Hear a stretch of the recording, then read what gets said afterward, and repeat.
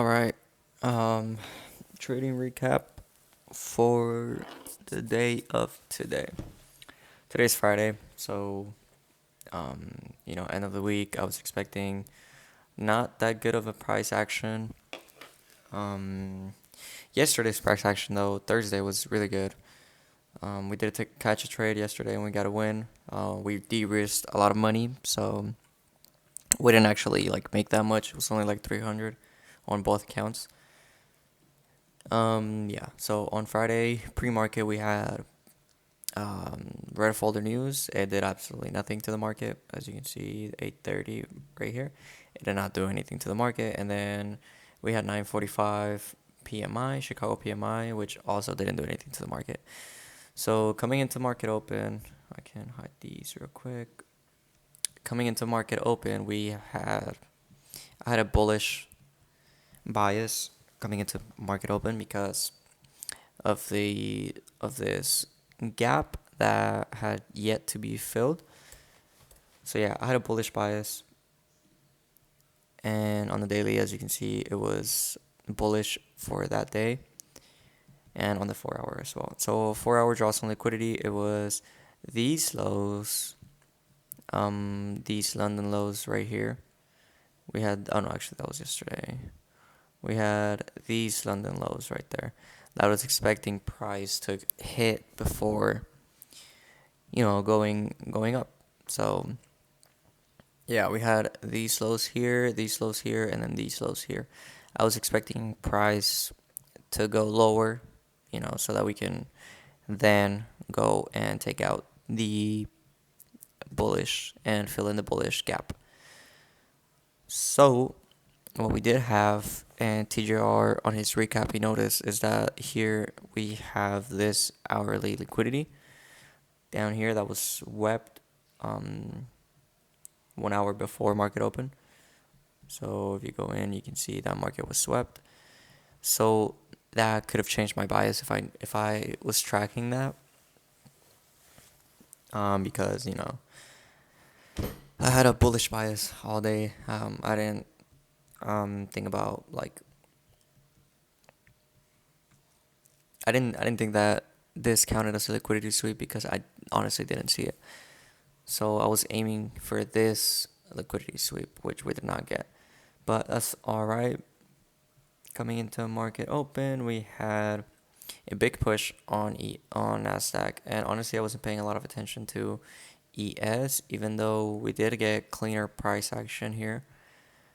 As you can see on, if we go into the hourly, you can see these liquidity levels get swept, and honestly, I could have taken a trade off of that, which is the obvious draw for market that it was gonna go to was obviously this gap, right?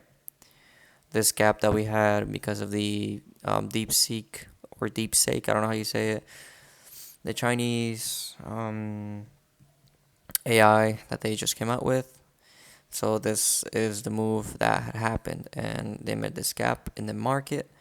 So that was my, draw for the day, and I was right about it, but I just didn't execute correctly. So yeah, I should have stayed bullish, and yeah, I don't know.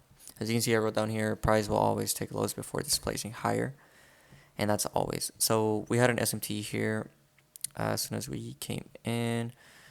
SMT had a bullish SMT here. So ES wanted to go and take out these highs when NQ already did. So as you can see, we took out these highs on the 5 minute, and then we also got a 5 minute legs down, and then a retrace. So from that retrace, oh, what the fuck? From that retrace, I had to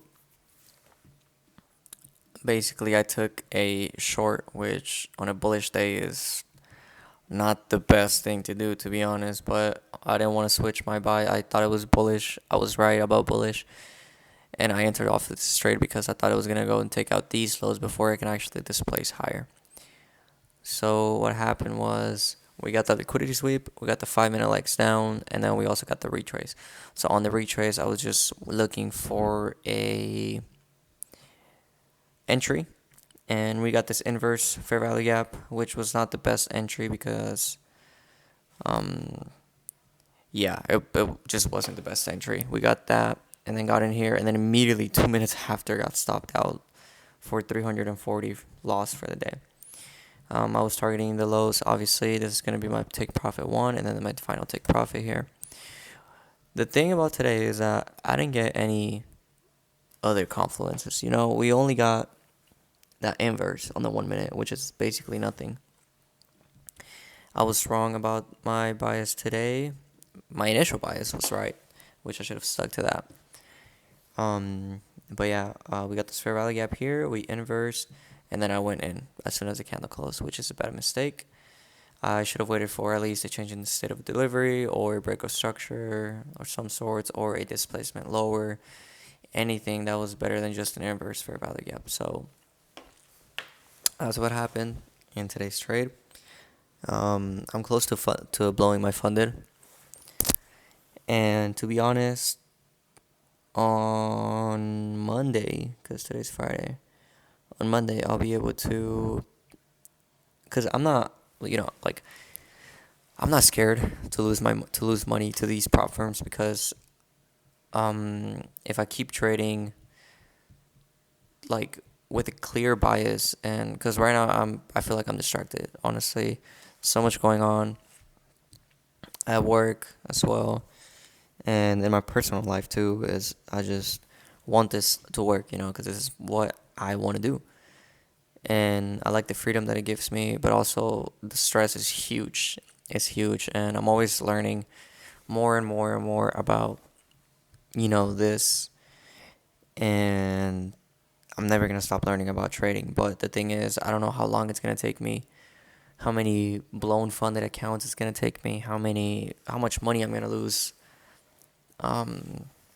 Actually like making this work because I haven't made any money. It's been a year and like 2 months already. And I haven't made any money. I have seen extreme progress, honestly, really good progress. But there's still things that I learn every single day, and what I have to do is just, keep working the same way I'm working. And yeah, I was even thinking of trading London session 2, which is at 8 a.m. here in Italy.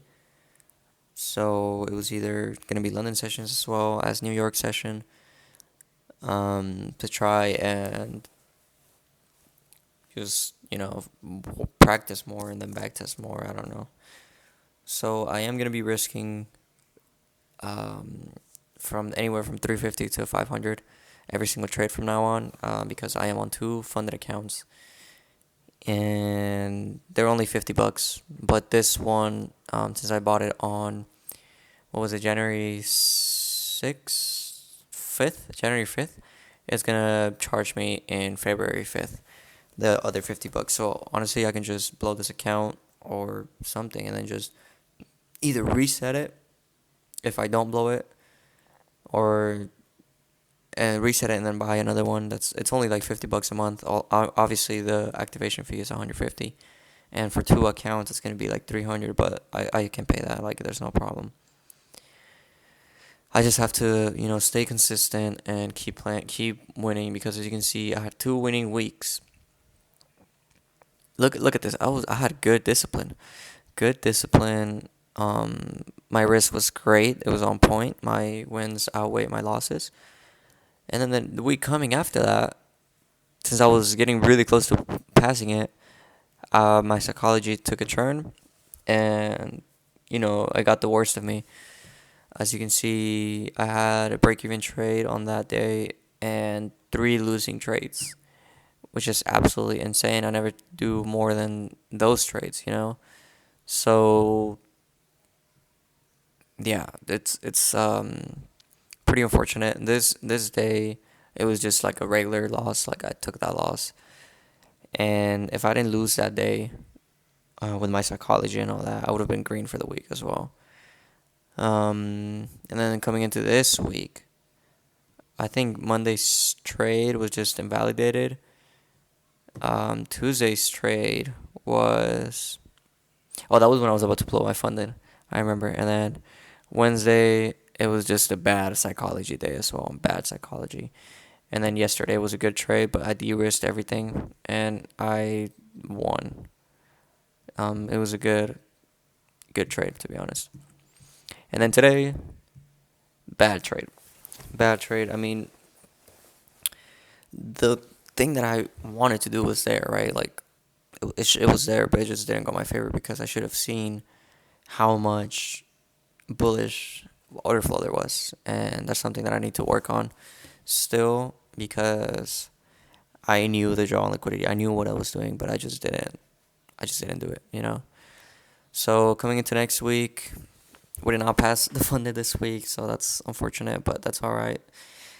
Good things take time, you know, and I wouldn't give this. I'm not gonna give up. Sorry, I'm not gonna give up at all on this. Doesn't matter how long it takes me. Doesn't matter how much stress, how many gray hairs I'm gonna get. Honestly, I don't have any gray hairs yet, but um, yeah, it doesn't matter how many stressful days I'm gonna have. I have to make this work. I'm sacrificing these 4 years left. Actually, no, 3 years left in my contract here in the military to be able to achieve greater things, you know. And if that doesn't work, I'm just gonna stay in the military until it works because this has to work. And I know what I'm doing. I know what I'm supposed to be doing, but I don't know why I just don't do it. So yeah, that's the trade for today. Um, yeah, and then also we made some sticky notes to keep reminding myself of what to do. So this one says I will treat trading like a business and only take A plus setups that I know will win because I need to become profitable. Yeah, what happened today was not that, but it is what it is. I'm not scared to blow fund this, like I said. Um, I can afford the funded account, so that's not a problem.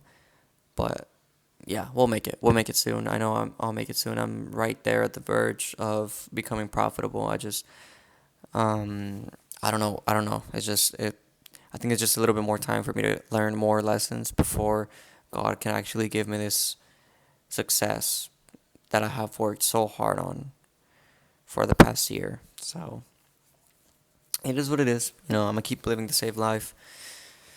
I'm a pretty humble person, and thankfully, with the job that I have right now, I can travel anywhere, and it's worth it. So yeah, I'll see you Monday. Probably this weekend, I'm gonna do some back testing sessions, probably just to not get cold and to stay warm throughout the whole week next week. Let me see what the news is for next week. I think it's pretty high news, right? Monday, yeah, we got PMI at 10.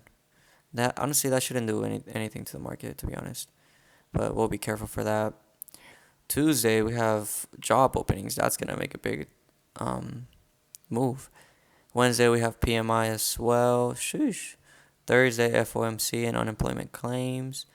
And then Friday should be either the best trade, either Thursday and Friday should be the best trades to take, and then also Tuesday. So yeah, we'll see how it goes. So yeah.